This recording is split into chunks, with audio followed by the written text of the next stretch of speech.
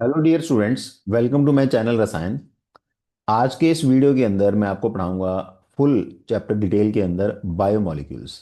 इस चैप्टर की बोर्ड्स के अंदर जो वेटेज है वो है ऑलमोस्ट 7 मार्क्स। ठीक है। तो सबसे पहले इसकी डेफिनेशन कि these are the complex lifeless chemical substance, means इनकी अपनी कोई लाइफ नहीं है, बट इनके बिना हमारी कोई लाइफ नहीं है। They form the basis of life. They not only build up the living system but are also responsible for growth, maintenance and ability to reproduce. सब कुछ इन्हीं पे डिपेंड करता है। हमारे सिलेबस के अंदर जो बायोमोलिक्यूल्स हैं वो हैं कार्बोहाइड्रेट्स। जिस सीक्वेंस में मैं पढ़ाऊंगा आपको वही लिख रहा हूँ। इसके बाद छोटा सा एक विटामिन्स है, प्रोटीन्स है, न्यूक्लिक एसिड है, और इसके अलावा पांचवा छोटा सा एक और टॉपिक है एंजाइम्स। हॉर्मोन्स अब सीबीएसई के सिलेबस में नहीं है। इनमें जो सबसे लंबा टॉपिक है वो है कार्बोहाइड्रेट। तो ये हम स्टार्ट करते हैं, इसमें काफ़ी टाइम लगेगा। ध्यान से सुनना, काफ़ी ज़्यादा क्वेश्चन इसी में से आ जाते हैं।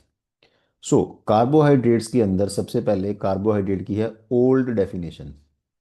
वैसे तो नहीं आनी, बट फिर भी चलो पता होना चाहिए ओल्ड डेफिनेशन क्या है। ओल्ड डेफिनेशन में हम इसको बोलते हैं कि these are hydrates of carbon.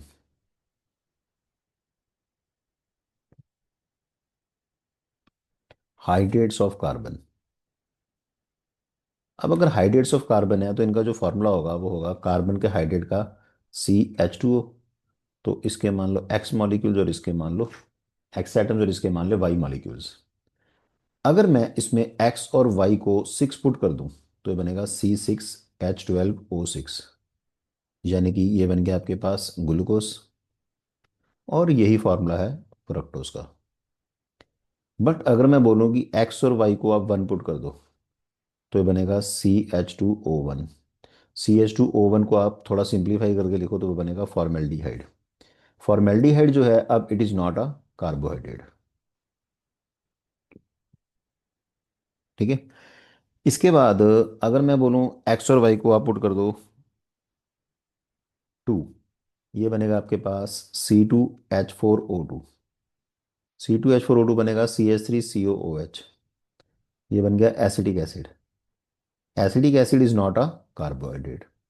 तो ये इस फॉर्मूले को सेटिस्फाई कर रही है, बट ये कार्बोहाइड्रेट नहीं है। C6H12O5, ये इस फॉर्मूले को सेटिस्फाई नहीं कर रहा।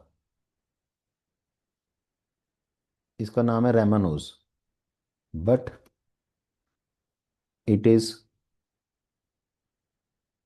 कार्बोहाइड्रेट। ठीक है। तो इसका मतलब ये होगा कि ये वाला जो फॉर्मूला की डेफिनेशन है ये ठीक है, बट फॉर्मूला सेटिस्फाई हो रहा है, डेफिनेशन एप्लीकेबल नहीं है।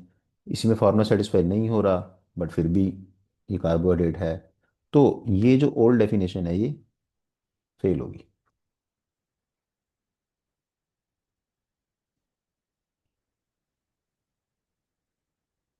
नेक्स्ट है मॉडर्न डेफिनेशन। मॉडर्न डेफिनेशन इसकी यहीं से मतलब आपको कह लो चैप्टर स्टार्ट हो रहा है। ये जो डेफिनेशन है बहुत इंपॉर्टेंट नहीं है। सो मॉडर्न डेफिनेशन क्या है कि these are optically active. These are optically active polyhydroxy aldehyde और कीटोन्स और substances which on hydrolysis gives these। So इस डेफिनेशन को मैं दोबारा से पढ़ता हूँ। सबसे पहला पॉइंट इसमें जो जरूरी है, दीज आर ऑप्टिकली एक्टिव। दूसरा जो इसके अंदर पॉइंट है वो है पॉलीहाइड्रोक्सी। तीसरा पॉइंट है कि या तो एल्डिहाइड है या इसके अंदर कीटोन है, मतलब कि पॉलीहाइड्रोक्सी एल्डिहाइड है या पॉलीहाइड्रोक्सी कीटोन है एंड ऑप्टिकली एक्टिव है, या फिर ऐसे सब्सटेंस की जिनकी हाइड्रोलिसिस करें और ये मिलें। तो अब देखो इसके एग्जाम्पल क्या बनेंगे। देखो, फर्स्ट मैं एक फॉर्मूला लिख के दे रहा हूँ आपको।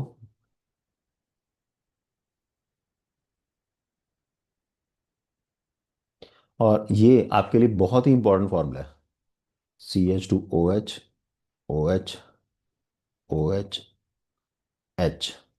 ये भाई याद रखना है आपको कि किस तरफ मैंने क्या लिखा है।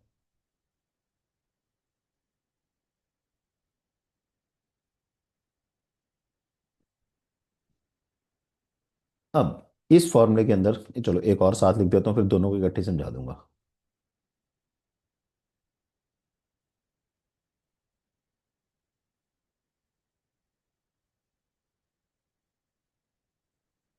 बिल्कुल सेम सेम ही है, ऑलमोस्ट सेम है सारा, यहीं पर फर्क है बस जरा सा।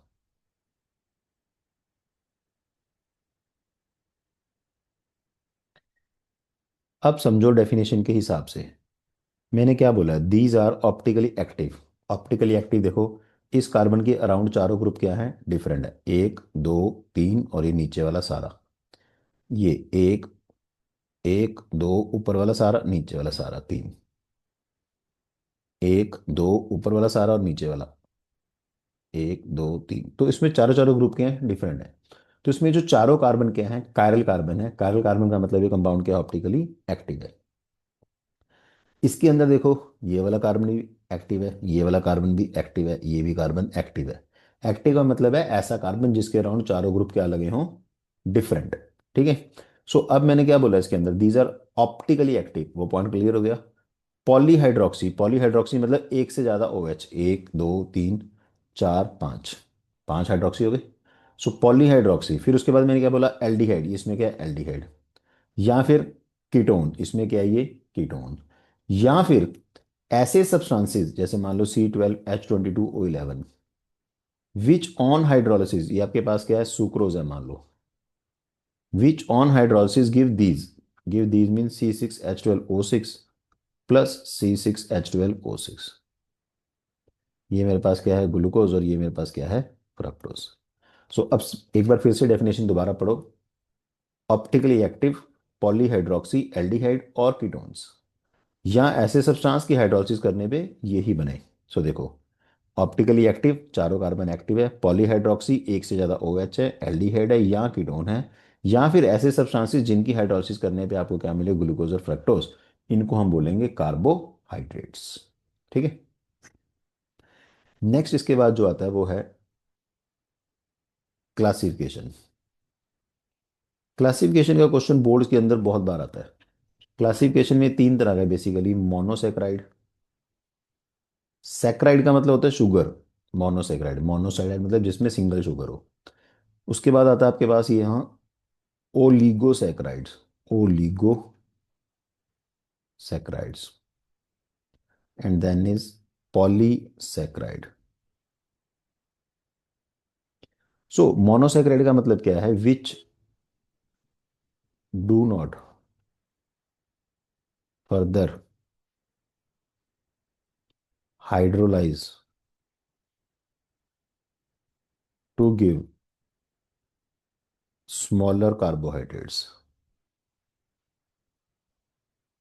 मतलब मैं ये नहीं कह रहा कि हाइड्रोलाइज नहीं होंगे, ये हाइड्रोलाइज होके छोटे कार्बोहाइड्रेट नहीं देंगे, ये खुद ही सबसे छोटे कार्बोहाइड्रेट हैं। मतलब इसमें एग्जांपल है C6H12O6, मतलब आप लिख लो ग्लूकोज, जो अपने सिलेबस के एग्जांपल लिख रहा हूँ बस।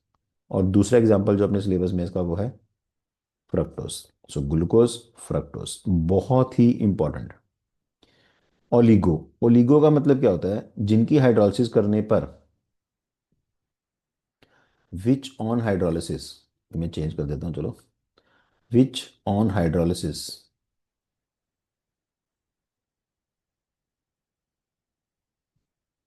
गिव्स 2 to 10, 2 से लेकर 10 तक monosaccharides. So which on hydrolysis gives 2 to 10 monosaccharide units.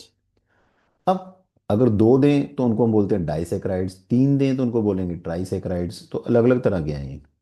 उनमें से जो डाइसेक्राइड है वो क्या है, विच ऑन हाइड्रोलिसिस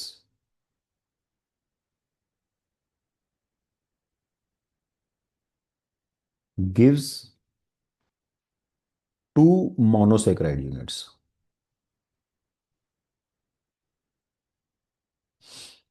अब इसके अंदर आपको तीन एग्जांपल याद करने हैं, एक है सुक्रोस, एक है माल्टोस, एंड एक है लैक्टोज। पेपर में वो इतना भी पूछ लेते हैं कि इनकी हाइड्रोलिसिस करके क्या बनेगा। सो देखो, सुक्रोज की हाइड्रोलिसिस करेंगे तो इसके अंदर बनेगा glucose plus fructose.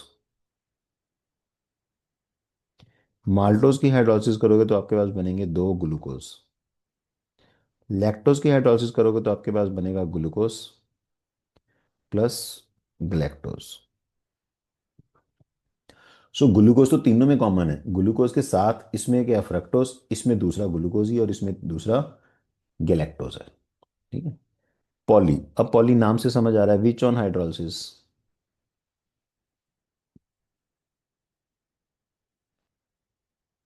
Gives large number of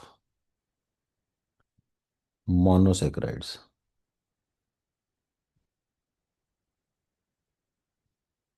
इनका जो जनरल फॉर्मूला है, वैसे जरूरत नहीं है इतना,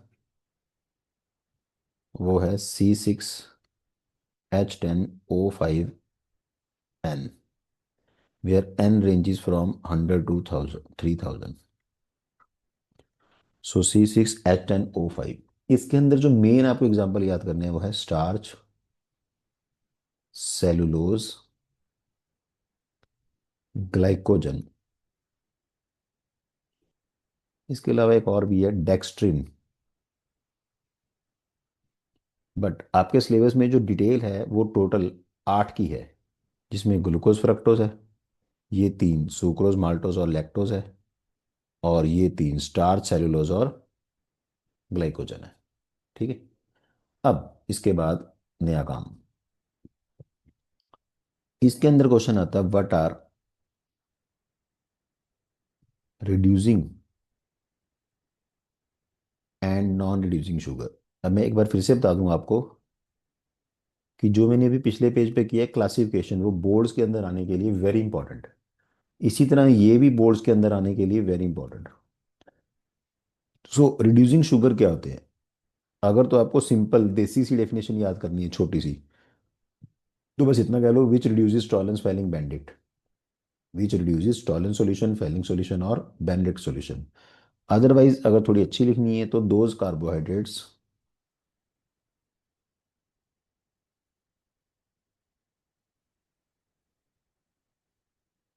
हैविंग एल्डिहाइड और ketone group in their Hemy acetal और हेमी कीटल फॉर्म रिड्यूस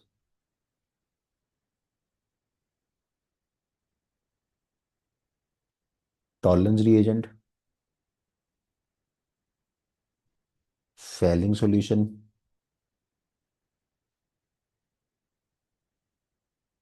या बेनेडिक्ट सॉल्यूशन। सो मैं फिर से बोलता हूँ, अगर सिंपल लिखने तो इतना लगा लो, दोज कार्बोहाइड्रेट्स, मतलब मैं थोड़ा आपको अंडरलाइन कर देता हूँ, दोज कार्बोहाइड्रेट्स विच, यहाँ पर विच डाल देना फिर, which reduce tolerance reagent, Fehling solution, Benedict solution, बहुत है। ये सारा लोड नहीं है आपको, having aldehyde ketone group in their Hemy acetal और हेमी कीटल, याद कर सकते हो तो करो, बहुत अच्छी बात है। इसके अंदर जो एग्जांपल है वो है ऑल मोनो एंड डाइसेक्राइड्स, और इसमें एक बहुत ही जरूरी एक्सेप्शन, एक्सेप्ट सुक्रोज। अब ये क्यों एक्सेप्शन है इसकी डिटेल में भी हम जाएंगे इसी वीडियो के अंदर। अब फिर से हर एक का देखो अपना अपना लेवल है, आपको जरूरी नहीं है ये रिएक्शन नहीं करनी तो छोड़ सकते हो। मैं वैसे बता रहा हूँ नॉलेज के लिए, आपने एल्डिहाइड कीटोन चैप्टर के अंदर पढ़ा होगा फेलिंग सॉल्यूशन। फेलिंग सॉल्यूशन के अंदर जो रिएक्शन करता है वो है Cu2 पॉजिटिव और OH नेगेटिव आयन, दो कॉपर और OH नेगेटिव, ये कहाँ से आया आपके पास? फेलिंग सॉल्यूशन से। तो इसका काम क्या है? ऑक्सीडाइजिंग एजेंट है, इसने एल्डिहाइड को ऑक्सीडाइज करना है।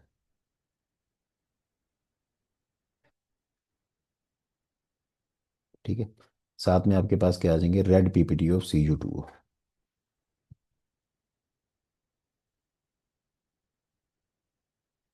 अगर किसी इंसान को शुगर है और शुगर वो ज़्यादा बढ़ गई है, तो उसकी यूरिन में भी शुगर आती है, तो उसके यूरिन में शुगर चेक करने के लिए उसके लिए क्या यूज़ करते हैं? फेलिंग या फिर बेंडिक सॉल्यूशन। यही रिएक्शन है उसके अंदर। फिर अगर मान लीजिए मैं कहता हूँ यही रिएक्शन मैं करना चाहता हूँ टॉलरेंस के साथ,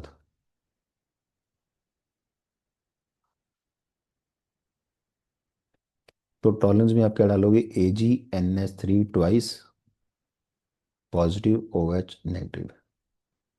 तो ये तो सेम ही बनेगा, COO नेगेटिव CHOH4 CH2OH, ये तो बिल्कुल ही सेम है।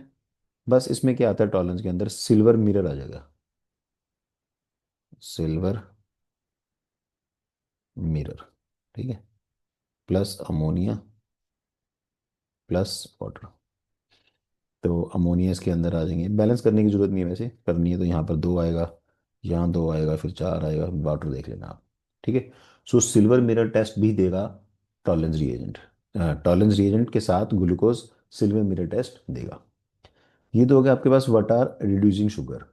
अब मैं इसी में ही कर देता हूँ, सारा सारा दोबारा लिखने की लोड़ नहीं। नॉन रिड्यूसिंग शुगर के लिए आपको क्या करना है? जहां पर मैंने बोला दोज कार्बोहाइड्रेट्स विच रिड्यूस, उसमें बस इतना कर देना, those carbohydrates which do not reduce, बस। बाकी सारा का सारा काम सेम है। एग्जांपल्स मैं आपको बताता हूँ नॉन रिड्यूसिंग के अंदर। एग्जांपल्स ऑफ नॉन रिड्यूसिंग क्या आएगा?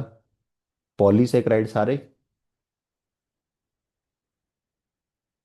एंड जो अपने ऊपर एक्सेप्शन लिखी है सुक्रोज। सो एग्जांपल किसकी है ये? नॉन रिड्यूसिंग शुगर के। Non reducing sugar. So non reducing sugar is polysaccharides and sucrose. सो ये जो मैंने पेज लिखा है आपके लिए बहुत ही इंपॉर्टेंट पेज है। ये मैं इंपॉर्टेंट वाला काम ही करा रहा हूँ वैसे आपको ज़्यादा। फिर इसके अंदर एक छोटा सा काम आता है व्हाट आर, ये बहुत इंपॉर्टेंट नहीं है, शुगर्स एंड नॉन शुगर। देखो ये जो मैं बोलता हूँ ना इंपॉर्टेंट नॉन इंपॉर्टेंट, मैं इस हिसाब से बोलता हूँ जो प्रीवियस ईयर्स में ज़्यादातर आया हुआ है। ठीक है, ये बहुत ज़्यादा नहीं पूछते हैं। मैं ये नहीं कह रहा ना करो, हर एक का अपना अपना स्टेमिना है, जो कर सकते हैं जरूर करो। सो शुगर की मेन पॉइंट है, sugars are sweet in test,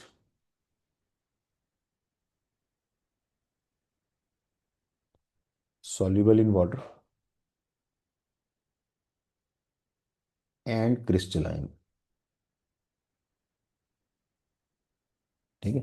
इसका example all, mono and disaccharides. इसके कंट्रास्ट में अगर आप देखो तो नॉन शुगर क्या हो जाएगा?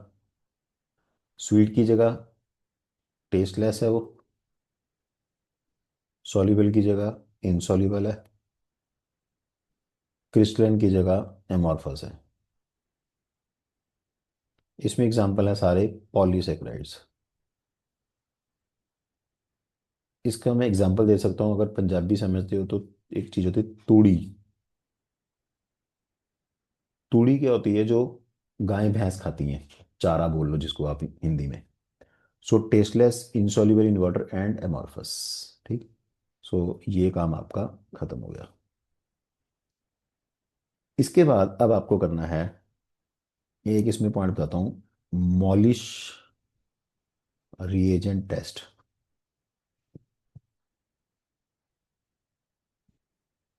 मॉलिश रिएजेंट टेस्ट, इसका क्वेश्चन मेरे हिसाब से जेई के अंदर आया है, शायद 2000 में भी 21 में आया, देख लेना।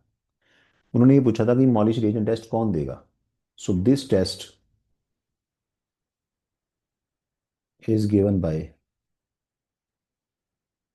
ऑल कार्बोहाइड्रेट्स, चाहे वो मोनो है, चाहे वो ओलिगो है, और चाहे वो पॉली है। ठीक है। इसके अंदर बेसिकली आपको चाहिए क्या होता है, आपको अल्फा नेप्थोल का सॉल्यूशन चाहिए। एक कंसनट्रेट सल्फ्यूरिक एसिड डालना होता है आपको along the walls of the test tube, और एक आपको चाहिए कार्बोहाइड्रेट। सो ये तीन चीज़ें रिक्वायर्ड है। बट मेरे हिसाब से ये रिएजेंट याद करने की आपको कोई जरूरत नहीं है। 1% एल्कोहलिक, और भी लिख देता हूँ, 1% alcoholic solution of alpha naphthol. जब आप उसको डालोगे कार्बोहाइड्रेट के अंदर और ऐड करोगे concentrate sulphuric acid along the walls of test tube, जैसे मान लो आपके पास ये है, इसमें आपके पास कार्बोहाइड्रेट है, इसके बीच में आपने डाल दिया अल्फा नेप्थोल, और उसके बाद धीरे धीरे along the walls of test tube आपने डालना है सल्फ्यूरिक एसिड। तो सल्फ्यूरिक एसिड डालने पर यहाँ पर आपको एक नजर आएगी, रिंग बन जाएगी, वॉयलेट रिंग। वॉयलेट रिंग बनेगी at the junction of two layers. So मैं फिर दोबारा बोलता हूँ, आपको टेस्ट के अंदर ज़्यादा जाने की जरूरत नहीं है, आपको सिर्फ ये पता होना चाहिए कि मॉलिश रिएजेंट टेस्ट देता कौन है, बस इतना ही क्वेश्चन आया हुआ है। ठीक है। अब मैं आपको लेके चलता हूँ कार्बोहाइड्रेट्स की डिटेल में। उसके अंदर सबसे पहला टॉपिक है आपके पास ग्लूकोज। ग्लूकोज हो गया आपके पास C6H12O6, 6 कार्बन है, और इसके अंदर फंक्शनल ग्रुप के एल्डिहाइड, इसीलिए इसको बोलते हैं एल्डोज। तो पेपर में ये भी आ सकता है वाटर एल्डोज। एल्डोज मीन्स जिनके अंदर फंक्शनल ग्रुप क्या है, एल्डिहाइड। ठीक है। फंक्शनल ग्रुप जिनके अंदर क्या है, एल्डिहाइड। सो ये 6 कार्बन का एल्डोज है, इसको ये भी बोल सकते हो एल्डोहेक्सोज। ठीक है, 6 कार्बन का एल्डिहाइड वाला ग्रुप। तो इसके अंदर जो सबसे पहला पॉइंट है वो है स्ट्रक्चर इल्यूसिडेशन। स्ट्रक्चर इल्यूसिडेशन मीन्स आपको इसका स्ट्रक्चर पता लगाना है कि ग्लूकोज के स्ट्रक्चर के अंदर है क्या क्या। अब है क्या क्या में देखो, सबसे पहले इसके अंदर रिएक्शन है। ये पेपर में सीधी सीधी रिएक्शन आ जाएगी आपको, बहुत ही इंपॉर्टेंट काम करा रहा हूं मैं, मतलब सभी कराएंगे ये इंपॉर्टेंट काम, अभी के हिसाब से मैं करा रहा हूँ। With HI in presence of red phosphorus. So देखो CHO CHOH4, अगर इसको थोड़ा सा, चलो बीच में कर देते हैं अगर। अब फर्स्ट रिएक्शन जो मैं कर रहा हूँ वो है HI रेड फॉस्फोरस के साथ। इसके अंदर बनते हैं दो प्रोडक्ट, एक तो बनता है N hexane,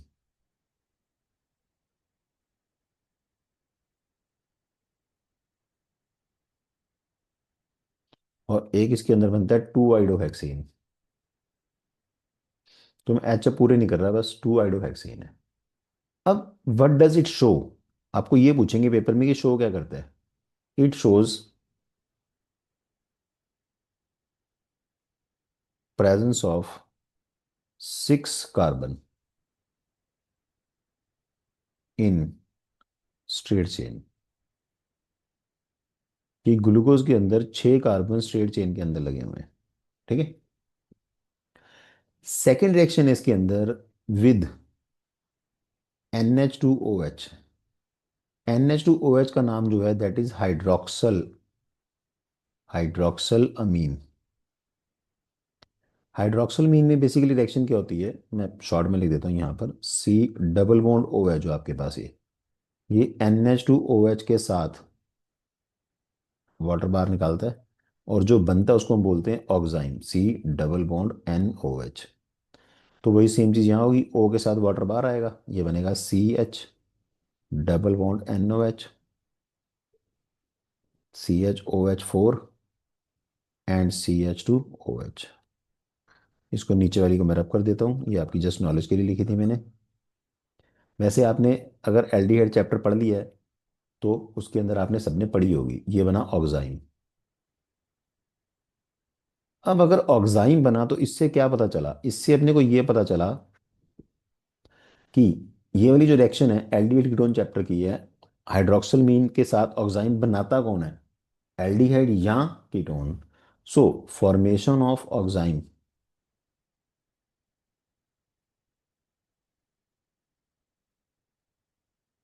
confirms that there must be aldehyde और कीटोन ग्रुप, इन दोनों में से एक है, अब ये पता नहीं चला कौन है। तीसरी रिएक्शन इसके अंदर है with HCN, hydrogen cyanide. HCN के साथ मैं फिर से एक बार रिएक्शन बताता हूँ क्या होती है, किस तरह से रिएक्शन होती है। अगर आपके पास कोई भी एल्डिहाइड ग्रुप है या कीटोन ग्रुप है, उसके अंदर आपने डाला HCN, तो ये जो साइनाइड है एज अ न्यूक्लियोफाइल इसके ऊपर अटैक करेगा, बॉन्ड शिफ्ट होगा। तो इसका जो कंपाउंड बनता है उसको बोलते हैं साइनोहाइड्रिन। देखो रिएक्शन सिर्फ पहले कार्बन पे हो रही है, बाकी सारा का सारा एज सच सेम ही है। अब ये क्या शो करता है, ये बिल्कुल सेम यही शो करता है। इट शोज फॉर्मेशन ऑफ, ना sorry, it shows that there must be aldehyde और कीटोन। ये बना के इसका नाम लिख देता हूँ मैं, इसको बोलते हैं cyanohydrin. So formation of cyanohydrin confirms presence of aldehyde और कीटोन। अब यहां पर मैं आपको एक चीज और समझाता हूँ कि अगर अभी एल्डिहाइड है या कीटोन है, देखो सुनो, एल्डिहाइड है या ये कीटोन है, अभी ये नहीं पता चला कि दोनों में से क्या है, एल्डिहाइड है कि कीटोन है। अब इसकी एक थ्योरी बताता हूँ, फिर आप उसको यूज करेंगे। एल्डिहाइड की ऑक्सीडेशन करो using mild oxidising agent, mild, mild होता है ठीक ठाक सा, तो ये ऑक्सीडाइज हो जाएगा। बट कीटोन की करो ये नहीं होगा। तो अब जो अगली रिएक्शन है इसके अंदर वो है रिएक्शन विद ब्रोमीन वाटर।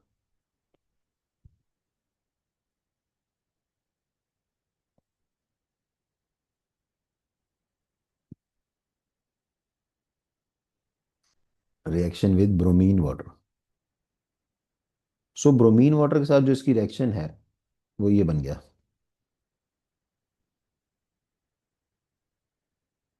इसका जो नाम है उसका वो है ग्लूकोनिक एसिड।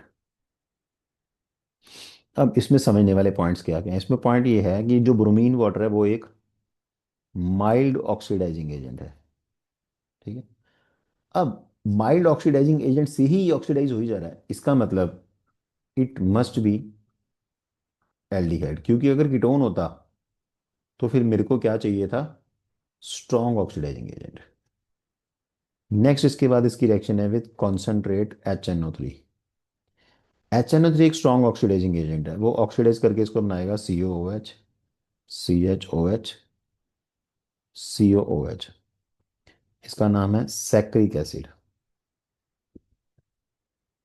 अब ये क्या कन्फर्म करता है, देखो इसने एल्डिहाइड को तो ऑक्सीडाइज करना था वो इसने कर दिया। ये नीचे वाला ये जो प्राइमरी अल्कोहल है इसको भी ऑक्सीडाइज करता है। तो primary alcohol strong oxidising agent के साथ क्या देता है, सीधा सीधा एसिड। यानी कि it confirms presence of 1 degree alcohol.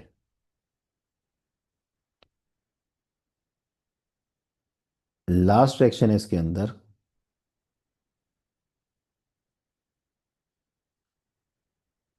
With 5 molecules of acetic anhydride.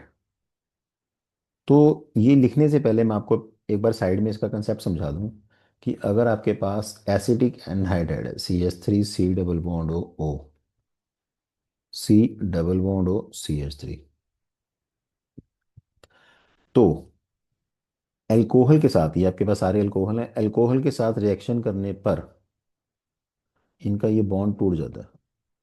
Bond टूटने पर क्या होगा, CH3COOH, CH3COOH, ये सारे बाहर आ जाएंगे, कितने बाहर आएंगे, 5। और बचेगा क्या, CH3COOR। CH3COOR में इसमें लिख के दिखाता हूँ क्या बनेगा, देखो CHO CHO CO CH3, और फिर CH2OCO CH3। एक बार देखो, CH3 इसको R मान लो, ROCOCH3, CH3OCOCH3। ये जो बना इसको बोलते हैं ग्लूकोज पेंटाएसीटेट, ग्लूकोज पेंटाएसीटेट। अब भाई ये क्या कन्फर्म करता है, अब मैं, चलो यही लिख देता हूँ बीच में। ये कन्फर्म करता है क्योंकि 5 यूज हुए, presence of 5 OH group justify करता है ये, कि इसके अंदर 5 हाइड्रोक्सिल ग्रुप्स हैं। तो ये 6 रिएक्शंस होगी जो अपने सिलेबस के अंदर हैं। 6 की 6 रिएक्शंस बड़ी इंपॉर्टेंट है। बट अगर आप मेरे को पूछो कि NCERT के हिसाब से कौन सी पेपर में आई हुई है, तो एक बार मैं आपको बता देता हूँ कौन कौन सी आई हुई है। एक तो HI की आई हुई है, एक ब्रोमीन वाटर की आई हुई है फाइनल पेपर में, और एक HNO3 की आ कोई भी सकती है। NCERT की बैक एक्सेस में ये पूछी हुई है, तो ये तीनों ही पेपर में डाल दी थी उन्होंने एक बार। अब इतना कुछ पढ़ने के बाद तो आप कहेंगे hence structure of glucose is, तो वो मैंने आपको पहले भी बना दिया था। अब फिर से मैं आपको अब ये बताऊंगा कि याद कैसे करना है इसको। देखो, नीचे से लिखना शुरू किया करो, OH, OH, OH, और नीचे से चौथा कह लो या ऊपर से तीसरा कह लो, ये बदलना है। तीनों OH एक साइड, ये H, फिर OH, और ऊपर आपके पास क्या है, CHO। एक साइड जब आपने लिख ली तो दूसरी साइड देखो कितनी इजी है। उधर OH तो इस पे H, उधर OH तो इस पे H, उधर H तो इस पे OH, उधर OH तो इस पे H। तो इसको बोलते हैं ग्लूकोज। ठीक है, तो ये हो गया आपके पास स्ट्रक्चर ऑफ ग्लूकोज।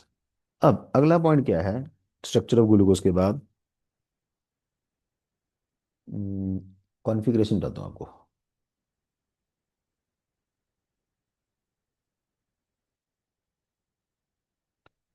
कॉन्फ़िगरेशन में ना एक पॉइंट देखो, सुनो ध्यान से। ये जो ग्लूकोज है, glucose rotate, PPL means plane polarise light towards right, so it is dextro rotatory. Dextro rotatory का मतलब सिंबल इसका स्मॉल डी या इसका सिंबल है प्लस। इसी तरह जो मैं फ्रक्टोज लिखूं, अगर fructose rotate PPL towards left, so it is laevo rotatory. Laevo rotatory मतलब एल मतलब माइनस। तो ये जो मैंने लिखने लिखा है स्मॉल डी और स्मॉल एल, मैंने ये क्यों बीच में डाला कॉन्फ़िगरेशन शुरू करने से पहले, वो देखो। कॉन्फ़िगरेशन का मतलब होता है कि इसका arrangement with respect to a standard molecule of glyceraldehyde, with respect to standard molecule of glyceraldehyde, glyceraldehyde. Glyceraldehyde का ये फॉर्मूला होता है CHO, COH, H, CH2OH, CHOCH, CH2OH। अब पॉइंट देखो इसके अंदर क्या है। आपने क्या करना है, इसका नीचे का स्ट्रक्चर, जस्ट नीचे वाला पार्ट,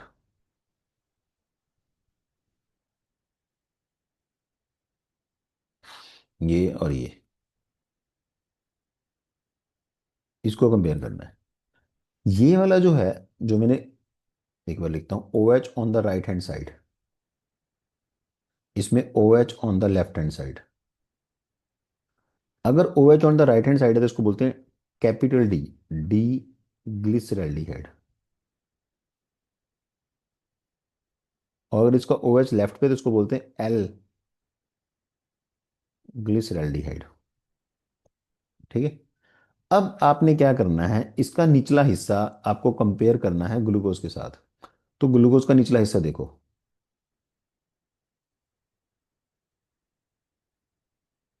ये किससे मैच कर रहा है, डी से कि एल से।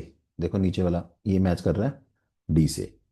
अब ग्लूकोज वैसे क्या है, डी।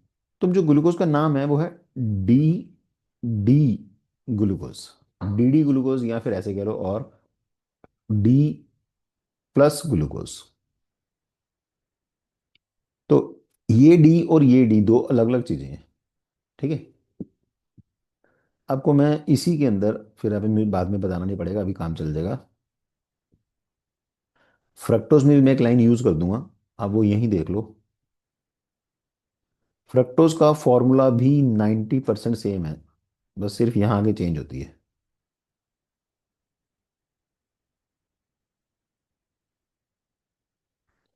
तो अब आप इसके अंदर देखो, निचला हिस्सा कंपेयर करो,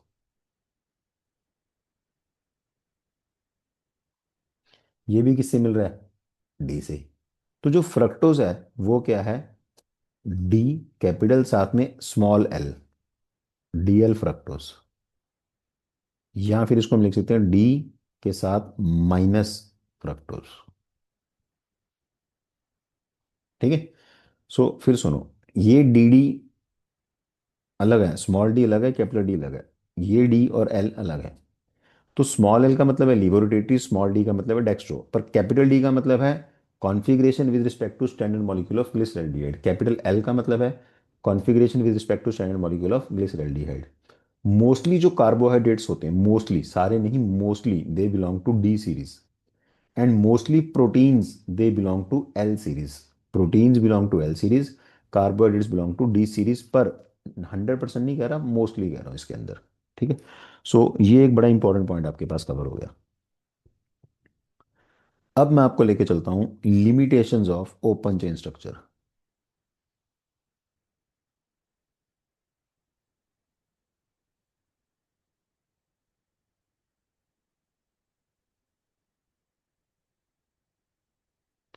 limitations of open chain structure भी इसकी बड़ी इंपॉर्टेंट है। तो लिमिटेशंस के अंदर जो आपके पास फर्स्ट पॉइंट आएगा वो क्या आएगा, देखो। देखो, ग्लूकोज रिएक्ट विद NH2OH। अब ये भी किया हमने पिछले पेज पे भी, शायद दिखाई देता हूँ आपको मैं। NH2OH वाली इससे पिछले पे थी ये वाली रिएक्शन। ठीक है। ये हमने अभी किया, glucose react with NH2OH, but glucose penta acetate. Glucose penta acetate मतलब ये वाला जो बनाया अभी, glucose penta acetate do not. भाई ये क्यों? इसके अंदर भी तो फ्री NH वो CHO ग्रुप है, इसके अंदर भी फ्री CHO ग्रुप है, फिर क्यों नहीं हो रही? फिर ग्लूकोज के अंदर एल्डिहाइड ग्रुप अगर है, तो ग्लूकोज को सारी की सारी एल्डिहाइड की रिएक्शन शो करनी चाहिए ना। But glucose do not react with 2,4 DNP। ये बड़ा इंपॉर्टेंट रिएजेंट है एल्डिहाइड की टोन में। शिफ्स रिएजेंट, या फिर NaHSO3, मतलब सोडियम बाइसल्फाइड एडक्ट भी ये नहीं बनाता। तो भाई जब इसके अंदर एल्डिहाइड है तो फिर इसको क्या प्रॉब्लम होगी? समझ गए पॉइंट? तीसरा पॉइंट है इसके अंदर कि ग्लूकोज, ये इसने नया पॉइंट बताया, exist in two stereo isomeric forms, alpha and beta. और ये जो अल्फा एंड बीटा है, दे अंडरगो म्यूटा रोटेशन। अब एनसीईआरटी बैक एक्सेस के अंदर इसका कोई क्वेश्चन नहीं है म्यूटा रोटेशन का, ना ही एनसीईआरटी में वर्डिंग दी हुई म्यूटा रोटेशन, बट इसका क्वेश्चन आया हुआ है म्यूटा रोटेशन का। तो सबसे पहले आप करते हैं कि व्हाट इज, फिर आप इसकी लिमिटेशंस पे भी चलेंगे। म्यूटा रोटेशन, म्यूटा रोटेशन है spontaneous change in specific rotation. Specific rotation का मतलब होता है angle of an optically active compound with time to an equilibrium value. So definition बड़ी इंपॉर्टेंट है। स्पॉन्टेनियस चेंज मैं आपको बताता हूँ क्या है। ग्लूकोज को जो स्ट्रक्चर है उसको हम बोलते हैं इक्विलिब्रियम मिक्सचर। इसके अंदर जो एंगल ऑफ रोटेशन है, जो मैंने लिखा अल्फा डी, ये तो एंगल ऑफ रोटेशन है +52.5 डिग्री। ये जो है इक्विलिब्रियम एग्जिस्ट करता है अल्फा फॉर्म के साथ और बीटा फॉर्म के साथ। तो इसके अंदर जो अल्फा फॉर्म है ये होती है अप्रॉक्सीमेटली 36%, और इसका जो एंगल ऑफ रोटेशन है वो आपके पास होता है +111 डिग्रीज। बीटा फॉर्म सॉल्यूशन में एग्जिस्ट करती है तकरीबन 64%, और इसका जो एंगल ऑफ रोटेशन है वो होता है मे बी 19.2 डिग्री। अब पॉइंट को समझो। समझने वाला पॉइंट ये है कि अल्फा फॉर्म या बीटा फॉर्म आप किसी को भी पानी में डालो तो इसका एंगल इसकी तरफ जाना मतलब कम होना शुरू हो जाएगा, और इसका एंगल इसकी तरफ जाना मतलब बढ़ना शुरू हो जाएगा। तो अल्फा फॉर्म है या बीटा फॉर्म है, ये इक्विलिब्रियम में जाती हैं, इक्विलिब्रियम से फिर ये इधर रिवर्सिबल है, ये मतलब इक्विलिब्रियम में है। तो कभी इक्विलिब्रियम मिक्सचर, कभी अल्फा फॉर्म, कभी beta form. But beta form alpha form से थोड़ी सी ज़्यादा स्टेबल है, तो ज़्यादातर एग्जिस्ट करती है बीटा में। इक्विलिब्रियम मिक्सचर के अंदर इसकी एक और फॉर्म एग्जिस्ट करती है, वो है ओपन। अभी ओपन चेन अभी क्लोज में अपन ने पढ़ा नहीं, पर फिर भी बता रहा हूँ, ओपन इसके अंदर एग्जिस्ट करता है 0.5% के आसपास। मेनली बीटा, थोड़ा बहुत ग्लूकोज अल्फा, बाकी इसकी ओपन। अब ये जो आप स्ट्रक्चर पढ़ रहे हैं, या जो मैंने अभी आपको स्ट्रक्चर पढ़ाया पिछले पेज पे, ये सारा का सारा क्या है, ओपन स्ट्रक्चर है। बट ये स्ट्रक्चर फेल हो गया। इसकी बजाय जो इसको अब एक्सप्लेन करेगा, जो अपनी सारी अपने कमियां लिखी हैं, वो है साइक्लिक स्ट्रक्चर ऑफ ग्लूकोज। तो साइक्लिक स्ट्रक्चर यहाँ पूरा नहीं आएगा, मैं नए पेज पे बनाता हूँ। साइक्लिक स्ट्रक्चर को समझने के लिए देखो, ये जब आप भी बनाओगे तो आपको इसको क्या चाहिए कि बीच में बनाओ इसको, एक ओपन वाले को।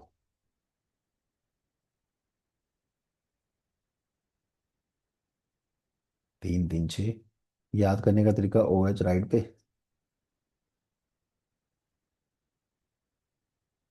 और ये ओ एच, फिर इनके ऊपर H, O H, H, H. ठीक है। अब पॉइंट ये है कि इसमें होता क्या है, इसका जो नीचे का ये सेकंड ऑक्सीजन है, ये इसका लोन पेयर अटैक करता है इस कार्बोनिल वाले कार्बन के ऊपर। जब ये इसके ऊपर अटैक करेगा तो बॉन्ड हो जाएगा शिफ्ट। जब ये बॉन्ड शिफ्ट होगा तो देखो क्या होगा।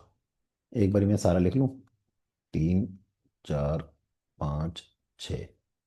ये मैं इसलिए पहले ऐसे लिख रहा हूँ ताकि जब मैं अटैक दिखाऊं आपको तो क्लियरली वो समझ आए। देखो, ये CH2OH, इसका कोई काम नहीं, इसने कुछ भी नहीं किया। इसके ऑक्सीजन ने इस वाले कार्बन पे जाके अटैक कर दिया। इस OH ने कुछ भी नहीं किया, इस H ने कुछ भी नहीं किया, इस OH ने कुछ भी नहीं किया। यानी कि इनकी जो वैलेंसीज है एज सच वैसी की वैसी पूरी हो जाएंगी। ठीक है। अब ये जो देगा OH देगा। अब या तो मैं पहले यहीं तक इसको भी पूरा करता हूँ, फिर आपको समझाता हूँ जो मेन इसका पॉइंट है, कि ये इसका ऑक्सीजन, तीसरे को कुछ भी नहीं किया अपन ने, चौथे पे एच था, पांचवें पे OH था। लो भाई, अब इसका सबसे जरूरी पॉइंट, वो सबसे जरूरी पॉइंट ये है कि इस पे बनेगा OH। अब वो OH या तो आएगा राइट साइड पे और H लेफ्ट पे, या H राइट पे और OH लेफ्ट पे। बस यही फर्क है इनके अंदर। जो ताम झाम सारा मैं समझा रहा हूँ वो बस सिर्फ इतना सही है। अगर OH राइट पे है तो इसको बोलते हैं अल्फा डी प्लस ग्लूकोज, और अगर OH लेफ्ट पे है तो इसको बोलते हैं बीटा डी प्लस ग्लूकोज। ठीक है।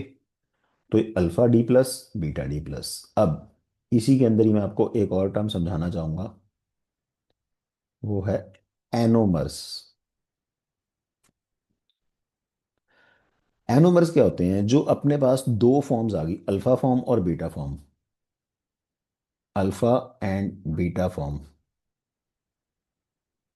Differ in position of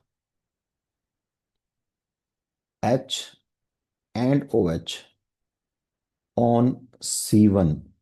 C1 मतलब जिसके ऊपर अटैक हुआ है, जिसके ऊपर अटैक हुआ उसको बोलते हैं glycosidic carbon.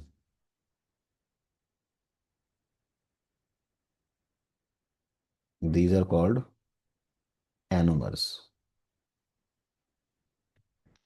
And C1 is also called as anomeric carbon.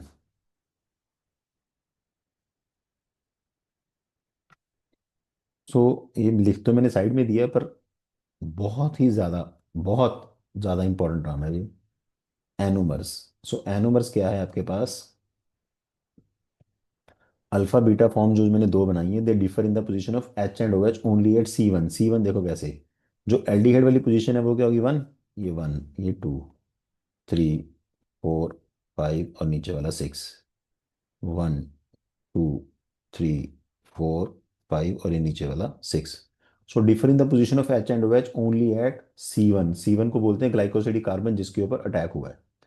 आपस में इन दो फॉर्म्स को बोलते हैं एनोमर, और C1 को ये भी बोलते हैं एनोमेरिक कार्बन। अभी एक चीज पहले मैं यहाँ और समझा दूं, फिर आपको मैं समझाऊंगा एपीमर। एपीमर में अभी लेके नहीं जा रहा, क्योंकि फिर वो अपना कॉन्टेक्स्ट जो है टॉपिक का वो टूट जाएगा।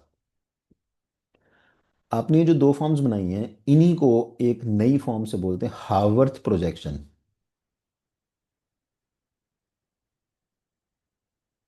हावर्थ प्रोजेक्शन जो है, ये बनती है पायरानोज फॉर्म, या फिर आप इसको बोल दो पायरानोज फॉर्म। Pyranose form. अब पायरानोज फॉर्म क्या है, पायरान किसको बोलते हैं, देखो ये पायरान है।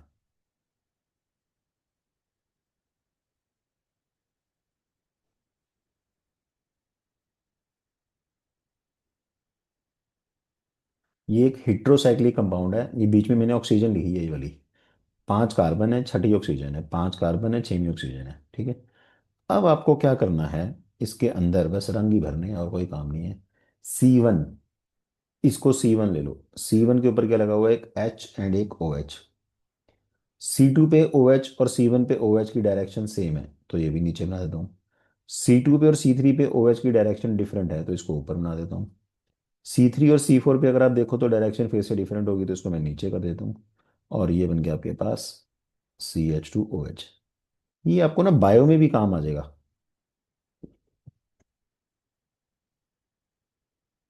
देखो इसमें क्या है, सारा का सारा स्ट्रक्चर सेम है, सारा A to Z।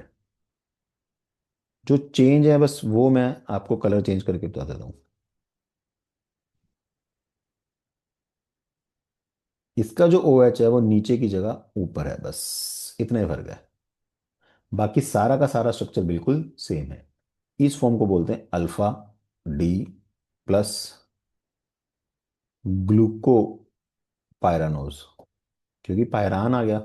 इसको बोलते हैं बीटा डी प्लस ग्लूको पायरानोज।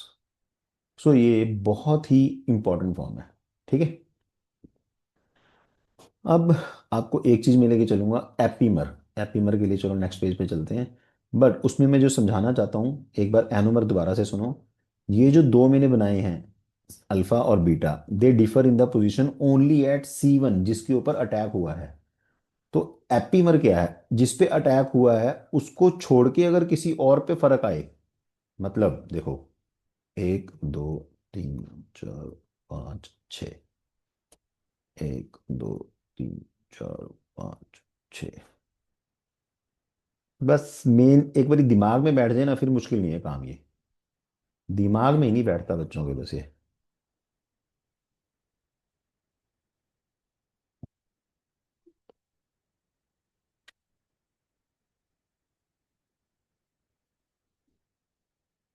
ये मैंने जो बनाया अभी अभी आपको याद होगा, ग्लूकोज है ये। अब इस ग्लूकोज में अगर मैं ऊपर से, जो पोजीशन काउंट शुरू होती है ना, ऊपर से शुरू होती है। सॉरी थोड़ा सा ऊपर बन गया ये ज्यादा ही। OH H।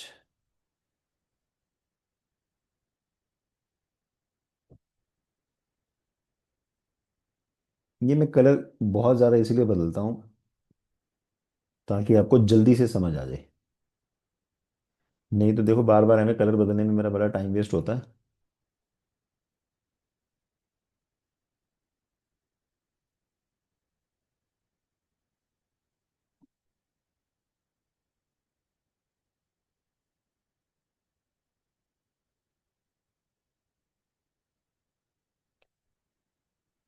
अब देखो आप, ये है ग्लूकोज, इसका नाम है मैनोज।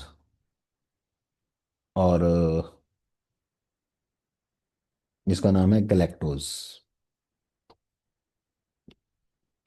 अब पॉइंट क्या है देखो, ग्लूकोज और मैनोज में पोजीशन का फर्क है C2 पे, जहां मैंने कलर चेंज किया है। ग्लूकोज और गैलेक्टोज में पोजीशन का फर्क है C4 पे, जहां मैंने कलर चेंज किया है, तो मैं इसको बोलूंगा कि glucose and mannose are C2 epimer, और glucose and galactose are C4 epimer. So epimer क्या, बेसिकली कि जिनकी पोजीशन का फर्क होगा, पर कहां पर होगा फर्क, जहां अटैक हुआ वहां नहीं, उसके अलावा अगर किसी और पे हो। So glucose galactose glucose Manoj. ठीक है, अगर C1 पे फर्क हो तो एनोमर है, C1 मतलब जहां पर अटैक हुआ है। ठीक। और अदरवाइज ये सारे क्या बनेंगे आपस में, एपीमर। अब ये एपीमर बोर्ड्स के अंदर आने वाला तो नहीं है, बट आपके ऑब्जेक्टिव के लिए बड़ा इंपॉर्टेंट टर्म है, व्हाट इज एपीमर। अब एक बार थोड़ा सा आपको पीछे लेके चलता हूँ, हमने ये पढ़ी कि इसके अंदर कमियां क्या क्या है। Glucose react with NH2OH but glucose pentaacetate do not. अब इसकी कमी दूर कैसे होगी, देखो इसकी कमी दूर इस तरह से होगी। अब मैं क्या दिख रहा हूँ इसके अंदर कि एक्सप्लेनेशन ऑफ लिमिटेशन। तो इसमें मेनली हम पहली पे फोकस करेंगे, क्योंकि एनसीईआरटी के अंदर इसी का क्वेश्चन है। पॉइंट क्या है कि ग्लूकोज की तो रिएक्शन हो रही है NH2OH के साथ, बट ग्लूकोज के पेंटासीड की नहीं हो रही। तो देखो, जो मैंने नॉर्मली आपको ग्लूकोज पेंटासीड लिख के दिया था वो ये था। पेपर में आपको सारा नहीं बनाना, जस्ट समझना ही है सिर्फ ये।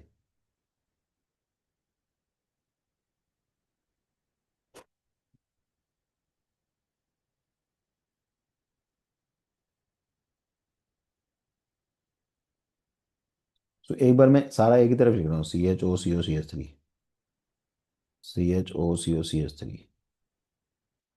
तो ये ग्लूकोज का पेंटासीडेट बन गया था अपने पास। ठीक है। पर अगर ग्लूकोज इस फॉर्म में एग्जिस्ट करे, सपोज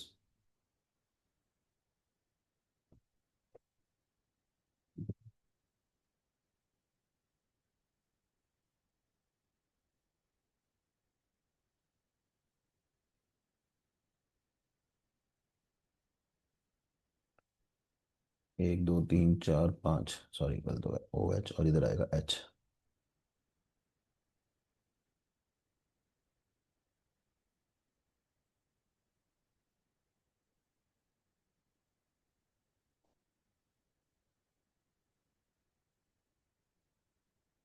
ये, सो अगर ग्लूकोज इस फॉर्म में एग्जिस्ट करे, अब मैं कहता हूं इसके अंदर आपने डाला एसिटिक एनहाइड्राइड, तो इसके साथ रिएक्शन करने के लिए आपको कहीं पर भी इसमें नजर आ रहा है एल्डिहाइड, कहीं पर भी फ्री एल्डिहाइड, या इसके पास कीटोन नहीं है। हाँ सॉरी यार, मैंने गलत कर दिया। आपको रिएक्शन करनी है NH2OH के साथ, मैं गलत बोल गया। NH2OH, आपका ये वाला जो फॉर्म है, अगर मैं कहूँ सिंपली ग्लूकोज पेंटाएसिडेट, उसको अगर मैं स्ट्रक्चर की फॉर्म में बनाऊं साइक्लिक, तो इसका जो साइक्लिक बनेगा उसके अंदर फ्री एल्डिहाइड या कीटोन ग्रुप नहीं है। अब वो चाहे उतना बड़ा बनाओ, चाहे इससे समझ लो कि ये आपके पास साइक्लिक स्ट्रक्चर है। साइक्लिक स्ट्रक्चर में आपको कहीं पर भी फ्री एल्डिहाइड नजर आ रहा है, CHO कहीं नजर आ रहा है नहीं। जब इसके अंदर फ्री एल्डिहाइड ग्रुप है ही नहीं, तो इसके साथ रिएक्शन कैसे होगी। ठीक है, पॉइंट समझे। देखो अगर ये ऐसे होता सिंपल, ये ऐसे, फिर इसके साथ एक्शन हो सकती थी, बट ये ऐसे नहीं है। ये कैसे है, इस फॉर्म में है। इस फॉर्म में देखो, मेरे मतलब आपको अगर कंफ्यूजन हो रही है तो मैं आपको और लिखने, मतलब आपको लंबा काम होगा, मुझे उसमें कोई फर्क नहीं है। CH2O CO CH3, फिर ये CHO CO CH3, मतलब सारे में OCO CH3 करना है, OCO CH3। ये बन गया आपके पास पेंटाएसीटेट OCO CH3। अब NH2OH के साथ इसकी रिएक्शन इसीलिए नहीं हो पा रही क्योंकि इसके अंदर कहीं पर भी पूरे में फ्री एल्डिहाइड ग्रुप नहीं है। ठीक है। सो बस आपको पेपर में इतना कुछ बनाना नहीं है, पेपर में आपको क्या लिखना है, because glucose penta acetate exist in cyclic form in which there is no free aldehyde group. So अगर एल्डिहाइड ग्रुप फ्री नहीं है तो इसका मतलब इसकी रिएक्शन नहीं होगी। ठीक है। अब इसके अंदर मैं आपको एक पॉइंट और बताना चाहता हूँ। ये जो मैं पॉइंट बता रहा हूँ आपको, ये प्योरली बता रहा हूँ फॉर ऑब्जेक्टिव। ऑब्जेक्टिव के लिए पॉइंट है फॉर्मेशन ऑफ ओसाजोन। इसका आपको ऑब्जेक्टिव मिलेगा, जरूर मिलेगा बुक्स के अंदर। ओसाजोन एक कंपाउंड होता है कार्बोहाइड्रेट का। इसमें मैं लिखता हूँ ऑल कार्बोहाइड्रेट्स। ऑल कार्बोहाइड्रेट्स के अंदर मोनो एंड डाई। सिर्फ मोनो एंड डाई है, पॉली नहीं है। ठीक है, all carbohydrates mono and di except sucrose forms osazone. Osazone के अंदर बेसिकली क्या करना होता है, ग्लूकोज की रिएक्शन करनी है विद, ये ऑब्जेक्टिव के लिए तीन मॉलिक्यूल बता रहा हूँ, तीन मॉलिक्यूल ऑफ फिनाइल हाइड्राजीन। अब जिन्होंने एल्डिहाइड चैप्टर पढ़ा उनको आता होगा फिनाइल हाइड्राजीन। फिनाइल हाइड्राजीन का फॉर्मूला क्या होगा, NH2NH, C6H5, benzene ring. So glucose की तीन मॉलिक्यूल फिनाइल हाइड्राजीन के साथ रिएक्शन होगी और आपके पास बनेगा ओसाजोन। ठीक है। तो ये याद रखना कि सारे carbohydrates mono and di, mono and di का मतलब glucose, fructose, maltose, lactose and sucrose, ये पांच हो गए। उसमें से सुक्रोज क्या होगी, एक्सेप्शन। सुक्रोज ये ओसाजोन नहीं बनाता। अब एक चीज और भाई, अगर आपके दिमाग में क्वेश्चन आ रहा हो, एल्डिहाइड और कीटोन, एल्डिहाइड में कौन सा ग्रुप होगा आपके पास, CHO। कीटोन में कौन सा ग्रुप होगा आपके पास, कार्बोनाइल। जो एल्डिहाइड कीटोन चैप्टर में आपने पढ़ा होगा कि aldehyde reduce tolerance reagent, Fehling solution और Benedict solution. Ketones do not. और अभी मैं बोली जा रहा हूं कि glucose and fructose reduce tolerance reagent. भाई ग्लूकोज तो एल्डिहाइड है, बट फ्रक्टोज तो कीटोन है। तो बड़ा अच्छा क्वेश्चन नहीं बन गया कि फ्रक्टोज में कीटोन ग्रुप है फिर भी ये रिड्यूस कर रहा है, क्यों? तो सिर्फ इसके लिए जिन्होंने ऑब्जेक्टिव करने हैं उनको एक नाम आना चाहिए, it is because glucose and fructose exist in equilibrium.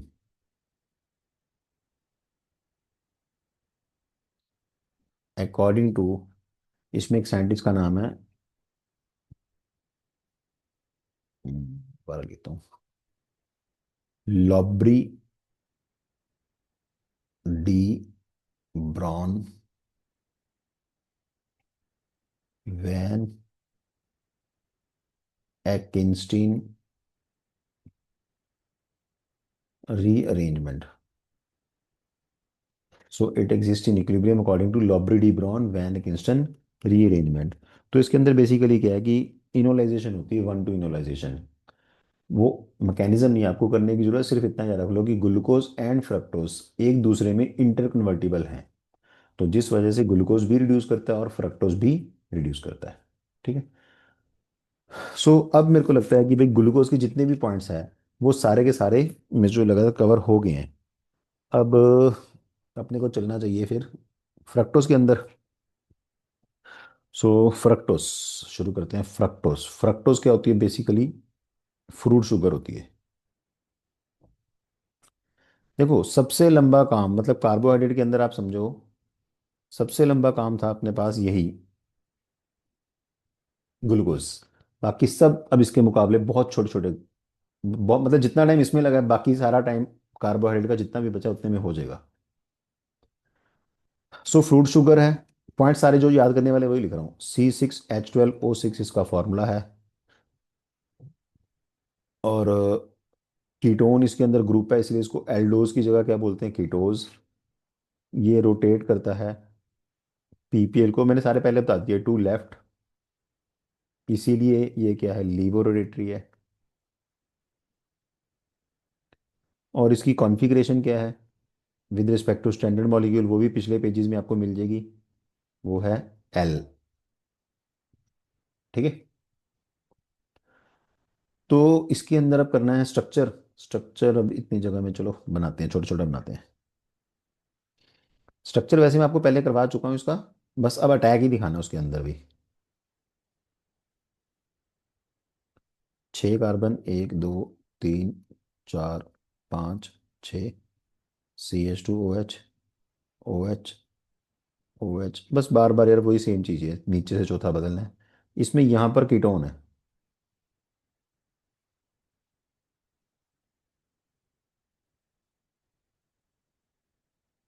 अब ये वाली फॉर्म में देखो कीटोन है, 5 हाइड्रोक्सी ग्रुप है, ऑप्टिकली एक्टिव है, सारी डेफिनेशन मैं आपको पहले समझा चुका हूँ।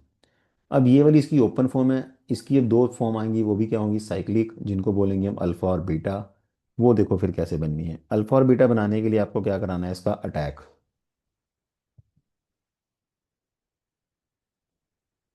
ये अटैक करेगा, जब अटैक करेगा तो बॉन्ड शिफ्ट होगा। अब जब आप इसका स्ट्रक्चर बनाओगे तो उसमें एक चीज़ रखना, अब जो स्ट्रेट चेन में जो कार्बन बनानी है आपको, 6 नहीं 5 ही बनानी है। 6 नहीं बनेगी, 5 बनेगी। क्यों? देखो, CH2OH, इसने अटैक किया इसके ऊपर, फिर ये तीसरे वाले पे कुछ भी नहीं हुआ, चौथे वाले पे कुछ भी नहीं हुआ।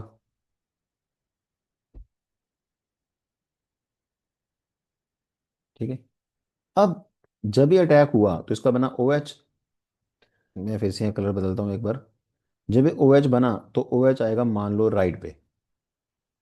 अगर आपने बनाया इसको राइट पे तो इसको मैं बोलूंगा अल्फा डी माइनस फ्रुक्टोस। और अगर यही OH आपने कर दिया लेफ्ट पे, पहले एक बार मैं बोल रहा हूँ, फिर 5 कार्बन, 1 2 3 4 5। अगर आप बहुत ध्यान से सुनो ना, मतलब आपको लगे यार चैप्टर में कुछ है ही नहीं।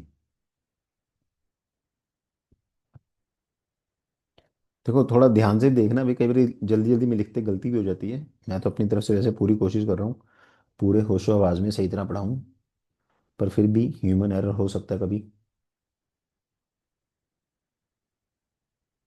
ये, तो अब इसमें OH लेफ्ट हैंड साइड पे इसको बोलते हैं बीटा डी माइनस फ्रक्टोज। अब जैसे आपने अभी अभी ग्लूकोज की है पायरानोज फॉर्म, ये वाली पायरानोज, उसी तरह फ्रक्टोज की होती है फ्यूरानोज फॉर्म। सो फ्यूरानोज फॉर्म देखो कैसे आएगी अब इसकी। फ्यूरानोज में आपके पास ये फ्यूरान रिंग है।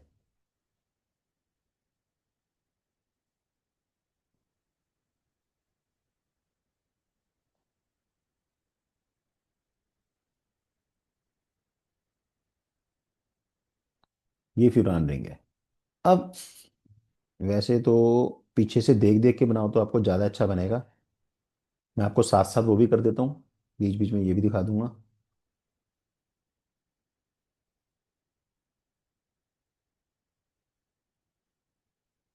तो ये आपके पास आ गई मान लो 1 पोजीशन। ये इसमें OH राइट पे है और CH2OH है। अब आप क्या करो, OH को आप नीचे कर दो और CH2OH को ऊपर कर दो। अब OH नीचे है, अब इसके हिसाब से देखना पिछली पोजीशन। OH अपोजिट है, अब एक ही बार देख लो, OH अपोजिट है, फिर अगले पे भी अपोजिट है। OH इसका नीचे है तो इसका OH कहाँ है, ऊपर। इसका ऊपर OH है तो इसका कहाँ है, नीचे। और पांचवें के ऊपर आएगा CH2OH। अब फिर से सारा सेम बनाना है, जो मैंने पहले करके दिखाया था, ये भी सारा सेम, ये भी सारा सेम, ये भी सारा सेम। बस इनका फर्क कहाँ पड़ना है पोजीशन का, वो मैं आपको चेंज करके दिखाता हूँ, देखो। सिर्फ अब क्या करना है, आपने OH ऊपर करना है और CH2OH नीचे करना है। तो ये जो डिफर करती हैं पोजीशन में, ये 1 पे डिफर नहीं करते, ये करते हैं, ये 1 पोजीशन है इसकी, ये 2 पे डिफर करते हैं। ये 1 पोजीशन है इसकी, ये 2 पे डिफर करते हैं। पहले इसका नाम है अल्फा डी माइनस फ्रक्टोफ्यूरानोज। फ्यूरानोज। इसका नाम है बीटा डी माइनस फ्रक्टो फ्यूरानोस। अब एक चीज और दोबारा से बोलूंगा, इसकी जो ग्लाइकोसिडिक पोजीशन है, ग्लाइकोसिडिक पोजीशन मतलब जिसके ऊपर अटैक हुआ है, वो इस बार C1 नहीं है, वो कौन सी है इस बार? C2। ये देखो ध्यान से दोबारा, अगर मैं इसको नंबर वन दूं, 1 2 3 4 5 और ये 6, तो अटैक किस पे हुआ आपके पास? इस पोजीशन पे। ये कौन सी है? C2। तो ये आपके पास 1, ये आपके पास 2, ये आपके पास 1, ये आपके पास 2। तो सेकंड पोजीशन पे OH और CH2OH की पोजीशन क्या कर रही है आपके पास? डिफर।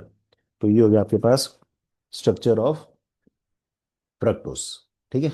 स्ट्रक्चर ऑफ फ्रक्टोस में बस और कुछ नहीं करना अपने को, फ्रक्टोस की कोई प्रॉपर्टी भी नहीं करनी। अब हम शिफ्ट करते हैं सीधा डाइसैकेराइड्स के ऊपर।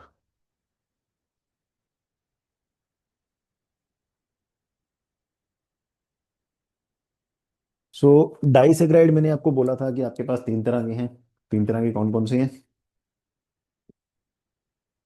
सुक्रोज,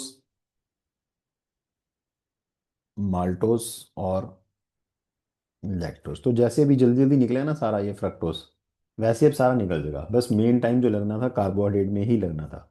जस्ट 10 सेकंड की ब्रेक, सिर्फ पानी पी लूं।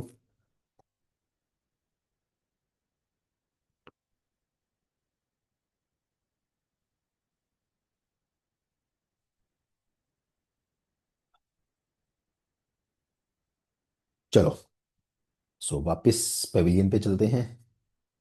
माल्टोस पहले पढ़ाऊंगा।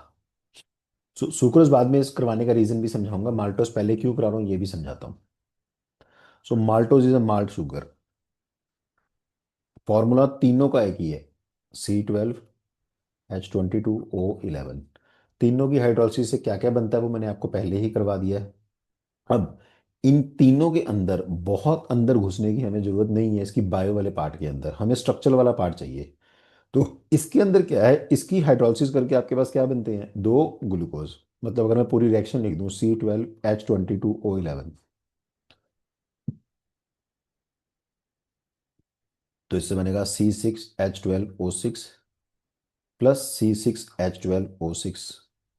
बस खास चीज क्या है, दोनों ही क्या है इसके अंदर? ग्लूकोज। इसका जो स्ट्रक्चर है वो है formed by, these are formed by, या it is formed by C1C4 alpha glucose का ग्लाइकोसिडिक लिंकेज।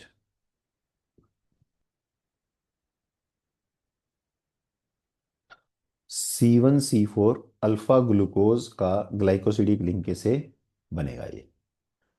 वो देखो अब कैसे, उसमें आपको ये भी समझ आ जाएगा कि what is glycosidic linkage, C1C4। और इसमें मैं आपको ये भी बताऊंगा कि रिड्यूसिंग कैसे है और वो नॉन रिड्यूसिंग कैसे है सुक्रोज। जो मैंने शुरू में बोला था ना, वो अब समझाऊंगा। देखो आपको क्या करना है, आपको बनाना है एक ग्लूकोज।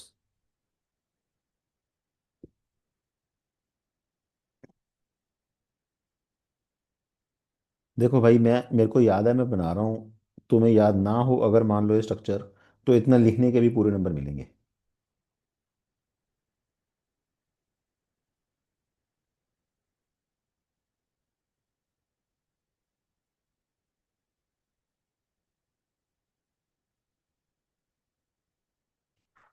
तो अब देखो, ये है मेरे पास C1, C2 C3 C4 C5 C6, एक ग्लूकोज हो गया। ये दूसरा glucose C1 C2 C3 C4 C5 और ये C6। सो एक ग्लूकोज का आपको लेना है C1, एक का लेना है आपको C4, दोनों में से निकालना है वाटर बाहर। ये बना H और OH निकल गया। अब अगर इसको, चलो मैं पहली बार कर रहा हूँ तो मैं सारा बना रहा हूँ, अदरवाइज मैं आगे बस बोलूंगा कि ऐसे जोड़ नहीं है। इसके अंदर ये लिंकेज बनेगा।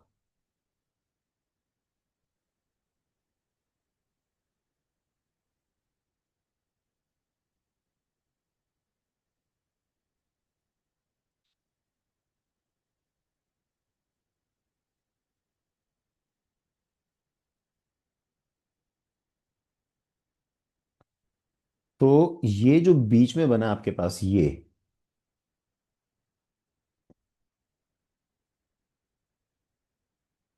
ये बेसिकली अब कौन सा ग्रुप है? ये ग्रुप है आपके पास आर ओ आर। आर, ये सारा आर मान लो, ये ओ, ये are.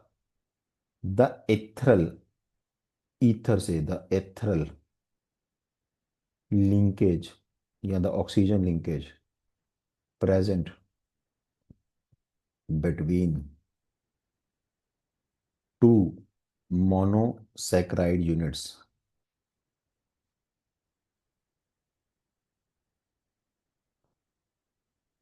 formed by loss of water molecule is called glycosidic linkage.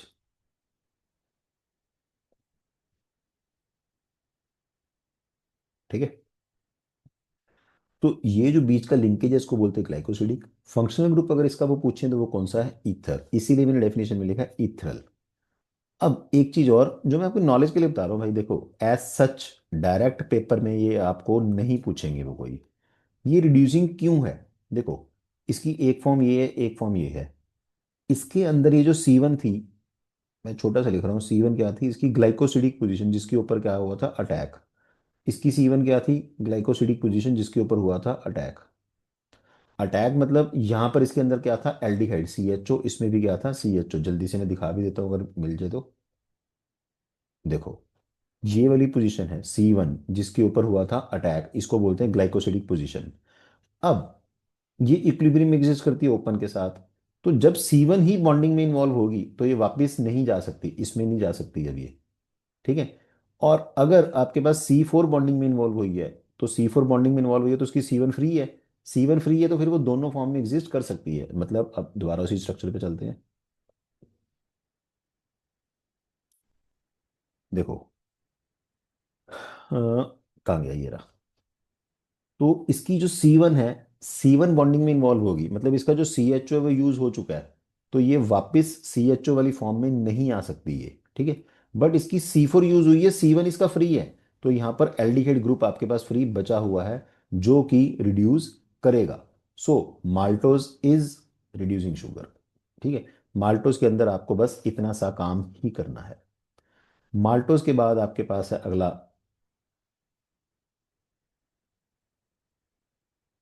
Galactose. Sorry, galactose नहीं, गलत बोल दिया मैंने। क्या आएगा? बोलो बोलो। लैक्टोज। सो लैक्टोज सबको पता है मिल्क शुगर है, it is found in mother's milk. कईयों को लैक्टोज इंटॉलरेंस भी होती है, कई बच्चों को वो दूध नहीं पी सकते। तो इसके अंदर जो आपको याद करना है फिर से वो स्ट्रक्चर, इसका स्ट्रक्चर क्या है? C1 of beta galactose and C4 of beta glucose, ये बॉन्डिंग में इन्वॉल्व होंगे। C1 of beta galactose and C4 of beta glucose. जो C1 ऑफ बीटा गैलेक्टोज है, इसके अंदर इसका मतलब फ्री एल्डिहाइड ग्रुप नहीं है। बट जो C4 ऑफ बीटा ग्लूकोज है उसके अंदर फ्री एल्डिहाइड ग्रुप होगा। तो ये वाला इसका जो पार्ट है, ये वाला हिस्सा होगा नॉन रिड्यूसिंग। और ये वाला जो इसका होगा वो होगा रिड्यूसिंग। देखो, मैं आपको बता रहा हूँ नॉलेज के लिए, बट ये एज सच आपको पेपर में नहीं आना कि कौन सा हिस्सा रिड्यूसिंग है कौन सा नॉन रिड्यूसिंग है, वो बस समझ आने वाली बात है। इसके अंदर वो वापस नहीं जा सकता, C1 लॉक हो गया। इसका C1 फ्री है, C4 बॉन्डिंग में इन्वॉल्व है तो C1 फ्री है, इसका मतलब ये रिड्यूस कर सकता है। सो ओवरऑल लैक्टोज के अंदर यही याद करना है। स्ट्रक्चर मुझे नहीं लगता कि बनाने की कोई ज़रूरत है, जैसे कि मैंने अभी आपको इसमें बना के दिखाया ना। ये स्ट्रक्चर अब सबके बनाने की लोड़ नहीं है। ठीक है। अब देखो इसके बाद तीसरा इसका भाई सुक्रोज। सुक्रोज तो अपनी जो मेनली शुगर हम यूज़ करते हैं घरों में। सुक्रोज के अंदर सबसे पहला पॉइंट फिर मैं वही बोलूंगा भाई, इसकी स्ट्रक्चर, इसका स्ट्रक्चर है C1 of alpha glucose with C2 of beta fructose. अब इसके अंदर ये वाला जो हिस्सा है C1 बॉन्डिंग में इन्वॉल्व होगी। तो ये नॉन रिड्यूसिंग होगी। फ्रक्टोज के अंदर जो ग्लाइकोसिडिक पोजीशन थी वो C2 थी पहले से ही।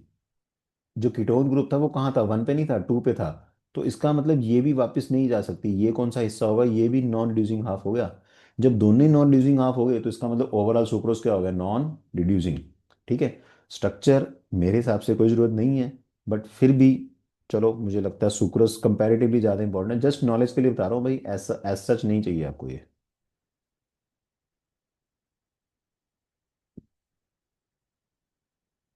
मैं बना के रब कर दूंगा, इसमें फिर बहुत ज़्यादा जगह भी वेस्ट होती है।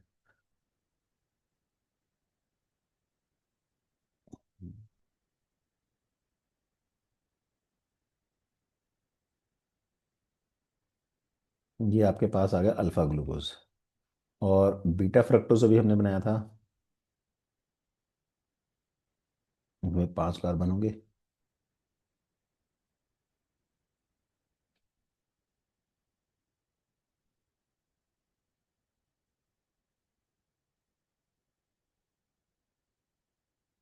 तो अब करना क्या है आपको, आपको क्या लेना है, C1 of alpha glucose, C2 of beta fructose.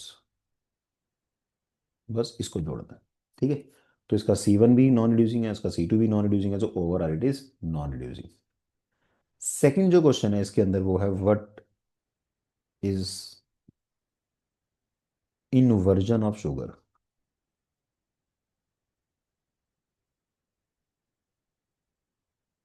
और ये ऐसे भी आया हुआ है फाइनल पेपर में, 2013-14 के फाइनल में आया शायद, व्हाट इज इनवर्ट शुगर।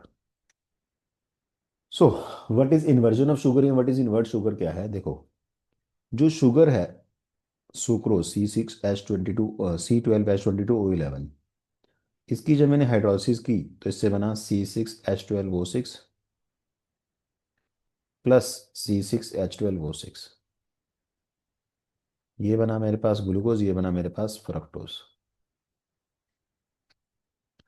जो ये ग्लूको सुक्रोज है, सुक्रोज के अंदर जो एंगल ऑफ रोटेशन है वो है इसका मेरे ख्याल से +66.5 डिग्री। ग्लूकोज के अंदर जो एंगल ऑफ रोटेशन है वो है प्लस शायद 52.5 डिग्री है। और इसका जो एंगल ऑफ रोटेशन है वो है मे बी -92.4 डिग्री। अब इसमें आपने जो समझना है वो क्या समझना है, देखो। जो ग्लूकोज है, ये इसका एंगल है प्लस, मतलब इट इज डेक्स्ट्रो, ना सॉरी सुक्रोज।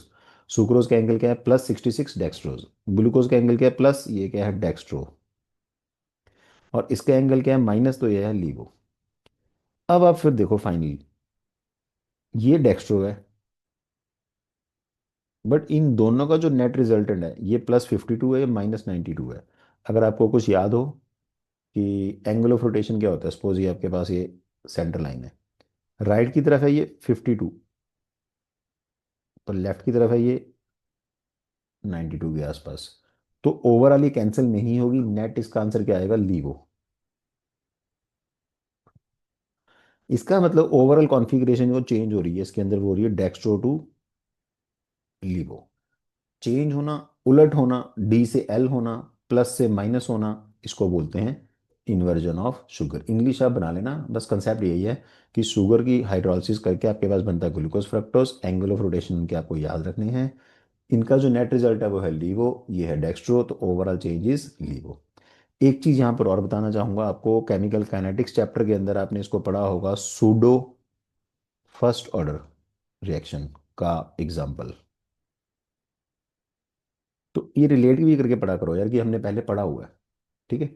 सो सुक्रोज, माल्टोज, लैक्टोज, तीनों ही खत्म हो गए। तो अब मैं आपको लास्ट टॉपिक के अंदर लेके चलता हूँ, आपके पास वो क्या है, कार्बोहाइड्रेट का पॉलीसेक्राइड्स। सो बहुत देर हो गई है ना। पॉलीसेक्राइड के अंदर टॉपिक का नाम है स्टार्च। 3 टॉपिक हैं क्या, स्टार्च, सेलुलोज एंड ग्लाइकोजन। तो सबसे पहले स्टार्च। स्टार्च आपको पता है भाई, चीफ स्ट्रक्चरल मटेरियल है अपने हर चीज़ के अंदर, मतलब जैसे मान लो आपकी मेज, बार्ले, पोटैटो, राइस, सबके अंदर स्टार्च होती है। सो और बहुत सारी चीज़ें, शुगर बीट, बीट शुगर, ये वो सबके अंदर स्टार्च होती है। सो ये बेसिकली क्या है, स्टोरेज कह सकते हो आप इसको, प्रोडक्ट ऑफ प्लांट्स। स्टार अपना जो केमिस्ट्री में पार्ट है, मतलब वो बायो पार्ट है जो मैं बता रहा हूँ कि उसमें क्या होता है। स्टार्च के अंदर क्वेश्चन है कि इसके दो कंपोनेंट्स कौन से हैं। स्टार्च के दो कंपोनेंट्स हैं,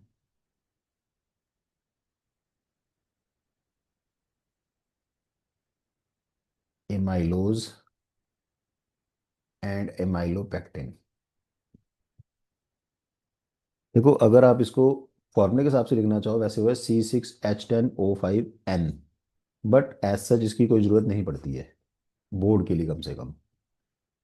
अमाइलोज और माइलोपेक्टिन के अंदर क्या है, इट कॉन्स्टिट्यूट, बट डिफरेंस की फॉर्म में बता रहा हूँ, it constitute about 15 to 20% starch. और इसके अंदर पॉइंट क्या है, it constitute about 80 to 85%। It is water soluble component. और ये जो अमाइलोपेक्टिन है, it is water insoluble component. इसका जो स्ट्रक्चर है वो याद रखना, लीनियर है। लीनियर में C1C4 अल्फा ग्लूकोज की लंबी चेन है इसके अंदर। अभी अभी हमने किया ना माल्टोस, शायद पिछले पेज भी है ये वाली। इसमें दो जुड़े हैं, उसमें समझ लो 100 जुड़े हैं। उसमें दो, इसमें 100, 150, 200, 500, बस जुड़ना क्या है, C1C4 की लंबी चेन चलनी है बस। इसके अंदर क्या है, C1C4 की चेन है ऑफ 20 से 25 यूनिट्स। इसके अंदर ये जो 20 से 25 मैंने लिखा ना, ये वर्ड बड़ा इंपॉर्टेंट है यार, इसको अभी मैं 2 4 मिनट के अंदर फिर यूज करूंगा। 20 से 25 की अपने पास चेन है, देन उसी के अंदर C1C6 की ब्रांचिंग है। C1C4 की लंबी चेन, C1C6 की ब्रांचिंग। नॉलेज के लिए बता रहा हूँ, जरूरी नहीं है बनाना।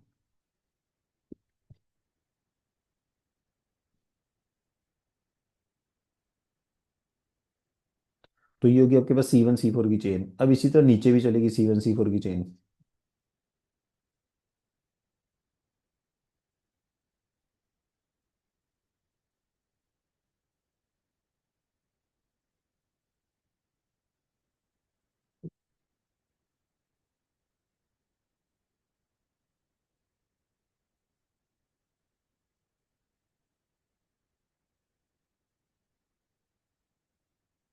देखो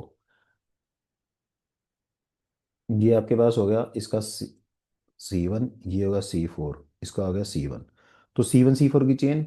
अब ऐसी 20 से 25 की चेन बनेगी, 20 25 की चेन।